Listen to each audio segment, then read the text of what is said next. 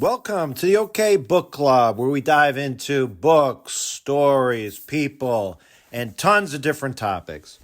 Today, I will tell you the story of the Magic Paintbrush, a Chinese folktale that goes back to the Tang Dynasty during the period from 600 to 900 or so.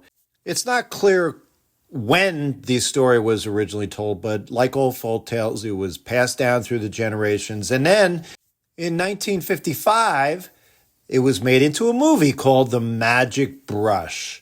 This is a Chinese movie, and then also in 2014. So it has a great history, and here we go, friends. Once upon a time, long ago, in the land of China, there lived a poor boy named Mo Ling. To help earn money for his family, Mo Ling did lots of jobs. But what he loved more than anything else in the world was painting. He was poor, however, and he couldn't even buy his own paintbrush.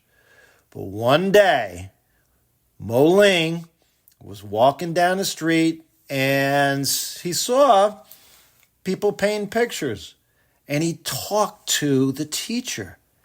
"Hey, I would like to paint, but I have no brush. Will you help me?" "What? You're not going to paint anything? You're just too small. You're a little boy. Get out of here."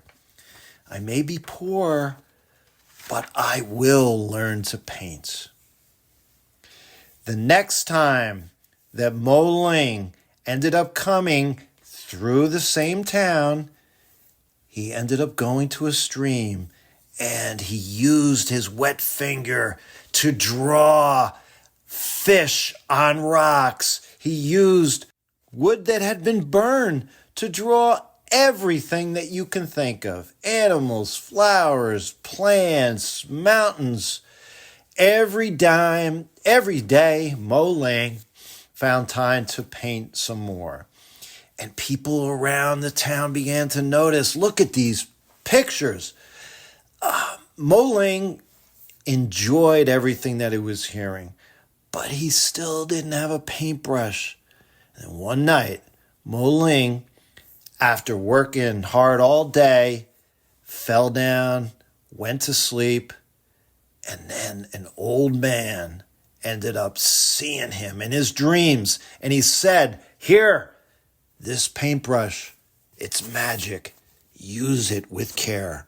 He woke up from his dream and he found the magic paintbrush sitting right by his bed. From that day on, he used the paintbrush whenever he saw people needed help. He saw that people had no water in the fields. He drew a river, and the river came to life. He saw that he could bring water from the river to the field to help the crops grow. When he saw that hardworking farmers were struggling to feed their families, he drew more food for them to eat. Soon, everyone in the town not only knew about this talented boy, but they learned about his magic paintbrush. But one day, the emperor found out about this magic paintbrush. And he wanted it, and he demanded it, and he decided to steal it.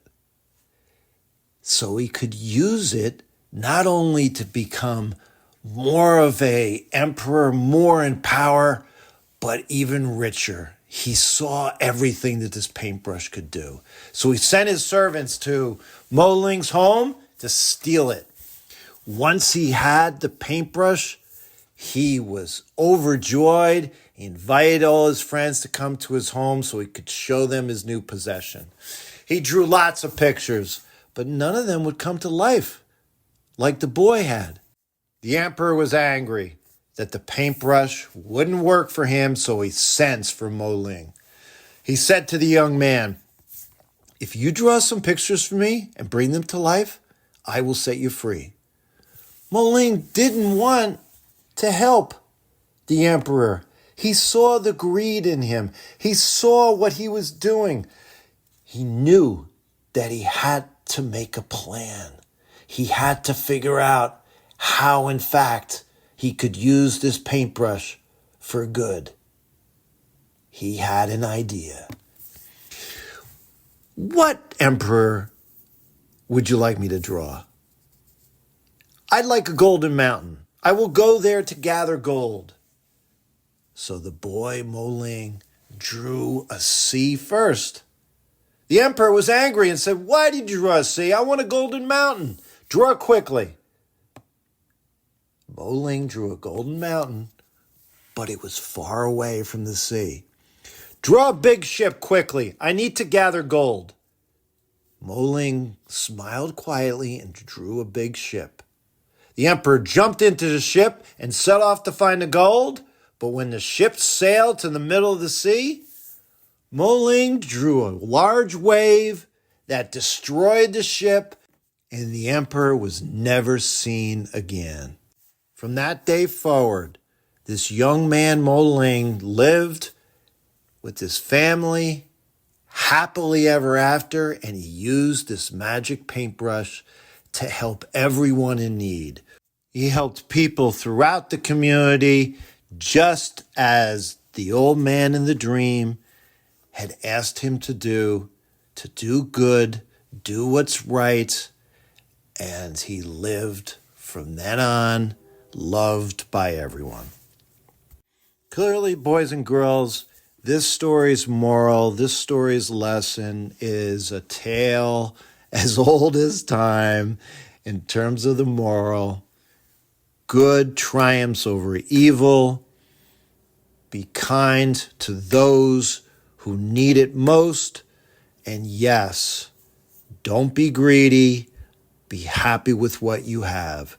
So many stories that throughout the ages have helped us to have a good moral compass. And friends, that basically means that do the right thing and good things will come to you. Magic paintbrush, magic powers. Just like today, we need to use everything that we have. When we have the ability to help others, we need to do good.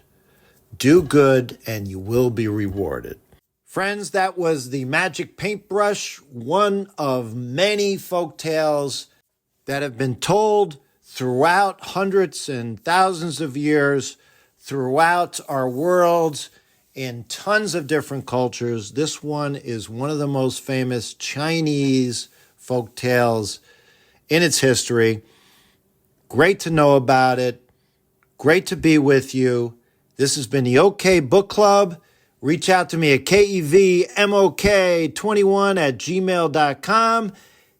Give me a shout out and a nice review on Apple Podcasts. If you do, with your permission, I'll definitely read your review and let people know in a future episode.